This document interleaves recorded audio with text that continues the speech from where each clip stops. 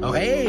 Yay! Woohoo! Kakatapos na namin manood ng The Conjuring. The Last Rites. Last Rites, yes. So, apparently, sabi daw, this is like the last case.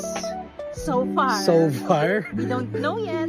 Until biglang sabihin na may mga magtutuloy ng kwento. Pero, yeah. As a end, supposedly, to the final chapter. Final chapter to the story. How was it for you? For me, it feels like a nice closing. May closure naman. It's cathartic. The story is an improvement, actually, from the previous one that I mean, hindi naman secret na I hated the previous one, but para sa mga sigurong medyo on the fence then because of the last movie, baka magustuhan niyo to. Actually, same. And it's actually ironic na ako yung magsasabi bigla ng aking opinion tungkol sa mga siling ganito.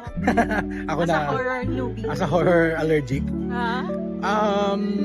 Oo, tama ka. It's a marked improvement over yung The Devil Made Me Do It. I think napag-usapan natin to. And I guess we will have to talk about this in detail. Bilang horror to at maraming mga gusto makadinig na thoughts natin in detail. Pero yeah, we can talk about the entire Conjuring. Pero yung nakakatuwa pa rin kasi, mas bagay kasi dito sa series na to na yung kalaban is supernatural. Hindi katulad ng last one na parang tao. Bumalik siya sa ganon. So parang compared dun sa previous one na human yung ano yun. Parang mas okay na ganito yung kalaban. In fairness, nakakatakot yung kalaban dito. Yes. So, ito yung mukha nung kalaban. Yan, ano ko dito yung nag-cosplay yung isa sa Friends of the Cine Geeks and the Cinehan Buddy, si Prince de Guzman. And Aoi as well.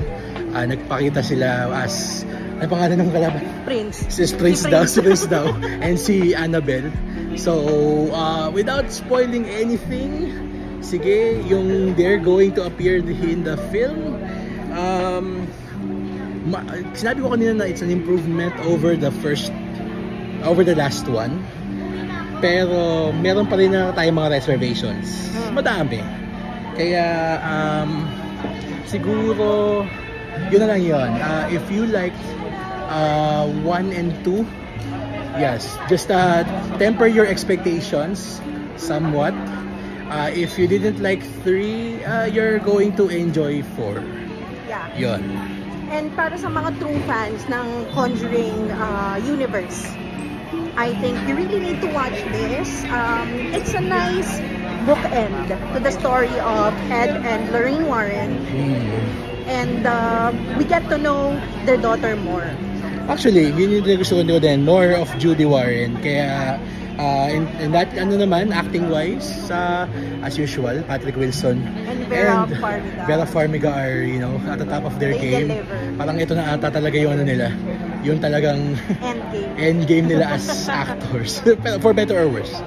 Pero, yeah.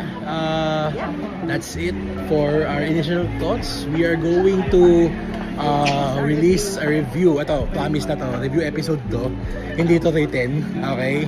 Yeah, it's gonna be a podcast episode. Yes, that's for true. Sure. That's true. Reviewing all of the Conjuring films. Yes, and don't forget to watch The Conjuring Last Rites this September 3rd in cinemas everywhere. Yes.